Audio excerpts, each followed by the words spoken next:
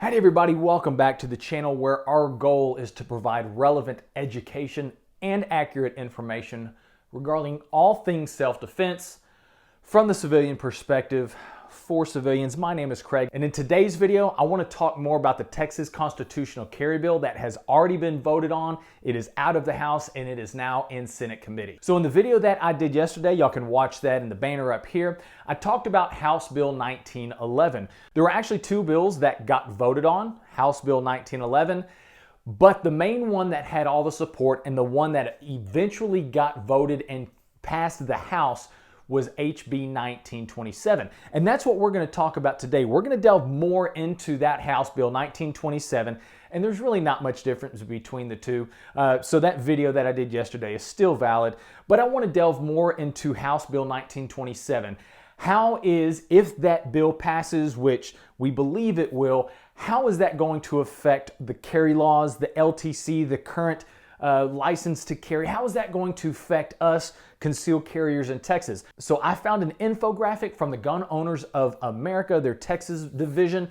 I want to share with y'all because I'm getting a lot of questions of, hey Craig, is the LTC no longer valid? Are they no longer going to teach it? What's going to happen with reciprocity? Can I carry in other states still? So guys, we're going to touch on that. So let's delve into a little bit more on House Bill 1927. We're going to talk about what it changes, what it doesn't change. So here we go, guys. So here we have our infographic from the GOA, Gun Owners of America. Thank you guys for this. And essentially what it's going to talk about, we're going to go into a little bit more in depth about HB 1927, what it does, what it doesn't. It talks about current law, but it also, we're going to go into what this bill does. So that essentially allows those who are 21 or older, otherwise who can lawfully possess a handgun to carry openly or concealed without a license to carry. So you don't have to get, if this bill passes, you don't have to get an LTC to either openly or conceal carry a firearm.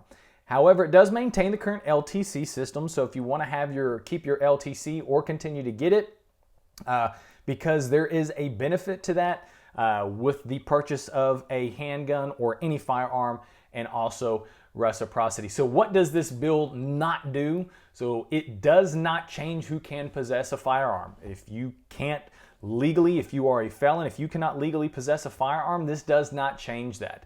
It also does not affect the purchase of firearms. Like I said, if you have a valid LTC and a Texas driver's license, you can still walk into that gun store, fill out that 4473, but the mere fact that you have your LTC, they don't have to call your stuff into the NICS. So that is a benefit. It does not abolish the LTC program. We talked about the benefits for that. Also, here's a crazy thing. It does not allow permitless campus carries. So when we talk about campus carry, you still have to have an LTC to carry on institutions of higher education. So it does not allow permitless campus carry. So if you still want to carry on an institution of higher education, and essentially what that is, guys, is that's everything after high school. If you want to carry on one of those places, you've got to have your LTCs. It also does not repeal the prohibited places for the LTC or permitless carry. So guys, the big six that we talked about, schools, premises of a school, premises of a polling place, all those big six, those are still in effect. So it does not repeal those. We still have to know by heart those big six where we can or we can't carry, and a couple reasons why to support it. So like I said, guys, I do not believe that you should have to ask the government for permission to protect yourselves. And then it also repeals undue barriers to carrying a handgun. There have been many documented cases of untrained civilians defending their lives and being successful with a firearm. Once again, I said in the other video, with great power comes great responsibility. And a lot of people think that, if constitutional carry passes, then it's just going to be the wild, wild west. People are going to be shooting each other, whatever.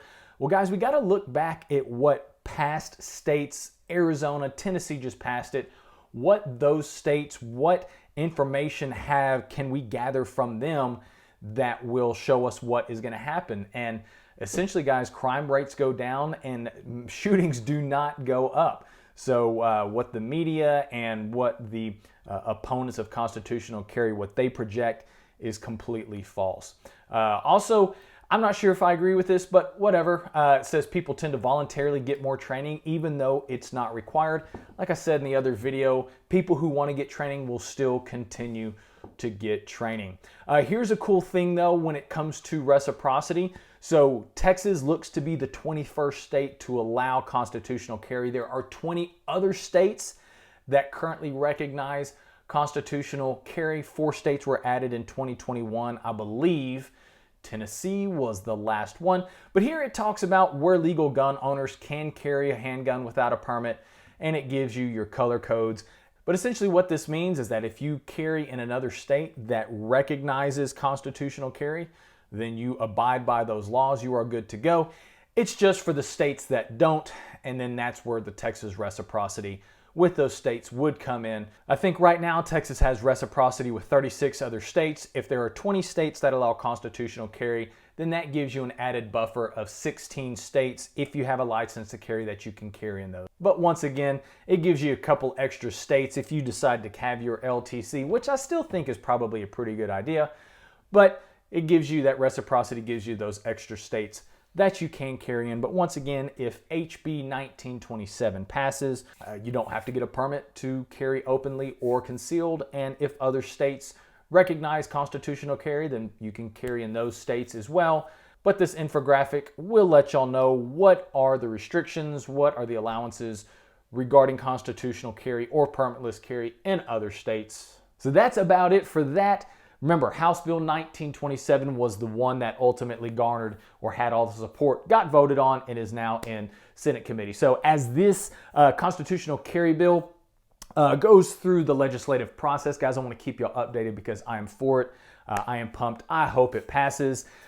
But once again, thank you so much for watching. Guys, once again, if you are not yet a subscriber, we would really, really appreciate that. Hit that like button. Be safe, be smart, and be skilled out there, guys. We'll catch you on the next one.